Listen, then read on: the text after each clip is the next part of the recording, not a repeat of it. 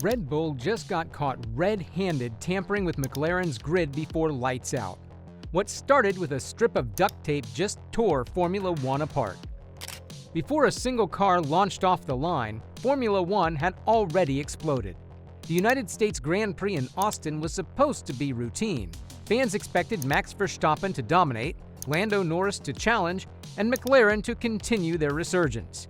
Instead, the story that stole headlines began with a strip of duct tape and a Red Bull team member caught sneaking where he shouldn't have. It happened right after the formation lap began. Once that lap starts, every team knows the rules. No one re-enters the grid.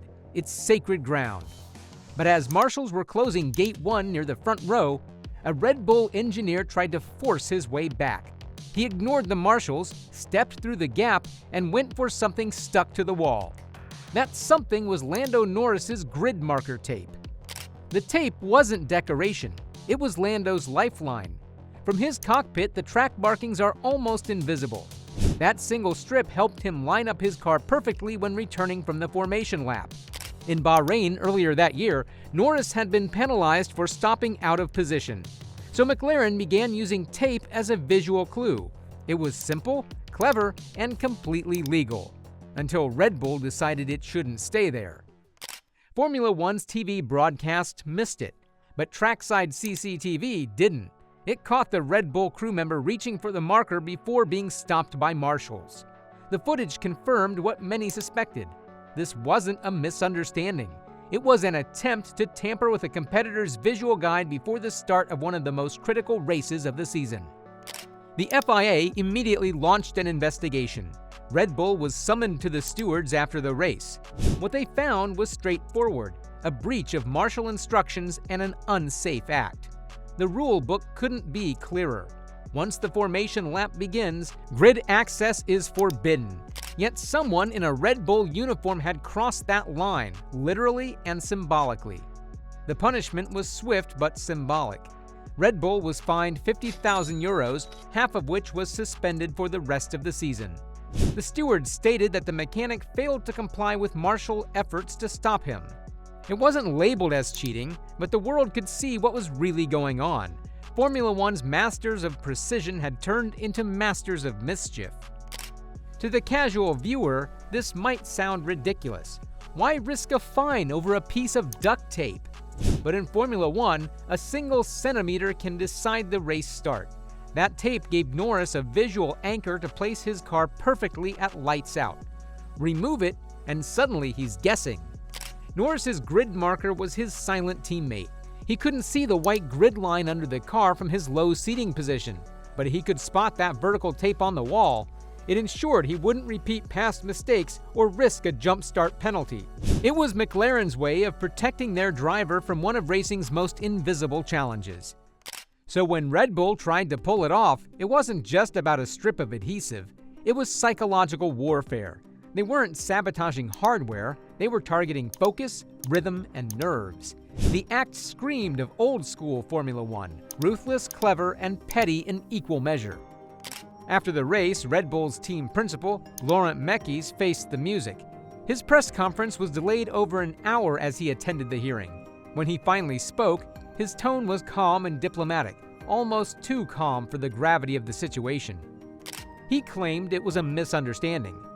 "We respect the stewards. We don't believe we ignored any instructions," he said. The kind of polished answer that sounds like it came straight from a lawyer's desk. But within the paddock, nobody bought it. Red Bull had been accused of interfering with McLaren's grid tape before. This wasn't new. McLaren reportedly reinforced the tape this time because they suspected someone might try something. And they were right. It's the kind of thing that shows how deep the rivalry had become. One team fighting for victory through innovation, the other through distraction. Formula One politics wrapped in duct tape. Here's where things get interesting. Technically, removing another team's grid marker isn't against the rules. It's unsporting, but not illegal. What is illegal is re-entering the grid area once the formation lap has started. That's the safety violation Red Bull was charged with. But that's the beauty and madness of Formula One. The rule book is full of holes, and the best teams spend their lives finding them. This wasn't about points or pace. It was about getting into McLaren's head, about shaking Lando Norris before the lights even went out. It's not racing, it's psychological warfare on asphalt. Red Bull's move didn't break a written rule about the tape itself, but it shredded the spirit of competition. McLaren called it disrespectful, fans called it cheating, and Red Bull? Well, they called it a misunderstanding. In truth, it was all three. The FIA's ruling was cold and clinical. Any person affiliated with the team entering the grid after the formation lap is prohibited, they wrote. The engineers' actions were unsafe regardless of intent. The statement didn't mention tape. It didn't need to. Everyone already knew what happened. Red Bull walked away with a fine, but no points lost, no suspension, no official cheating charge. For a team that dominates headlines, it was barely a slap on the wrist. Yet reputationally, it was massive. The story spread across social media faster than any lap time. Fans dubbed it Tapegate. It became a meme, a scandal, and a symbol. Even those who admired Red Bull's performance began questioning how far they were willing to go. Was this the behavior of champions, or just a team obsessed with control? And here's the wildest part. After all that drama, Max Verstappen still went out and crushed the field. He didn't need duct tape tricks. He didn't need distractions. He simply drove like a man possessed and took the win. Dominant, inevitable, unbothered. The irony couldn't be sharper. While one part of Red Bull was busy playing spy games, their star driver was reminding everyone why he doesn't need help. Verstappen's victory almost made the scandal feel absurd. Why risk reputation when you're already unstoppable? For McLaren and Norris, it was salt in the wound. They had been dragged into controversy before even seeing a green flag. Yet in the end, it changed nothing on the scoreboard. The only thing it changed was how fans viewed Red Bull's sportsmanship. Behind the scenes, McLaren was furious. They didn't make a public scene, but sources said the anger was real. The tape was a harmless legal guide. Trying to remove it was petty and disrespectful. McLaren saw it as a line crossed, not just a rule bent. The team had worked hard all season to catch Red Bull fairly, building speed through development and teamwork. To see someone attempt to undermine that over a piece of tape was insulting. It wasn't just about the tape, it was about integrity. They knew Red Bull would laugh it off, call it mind games, and move on. But McLaren's engineers and drivers took it personally. They felt mocked, targeted, and disrespected. In their eyes, Red Bull had traded class for chaos. So what did this all mean for the championship fight? Not much in numbers, but everything in perception. Red Bull's image took a hit, McLaren gained sympathy, and the title race gained more fire.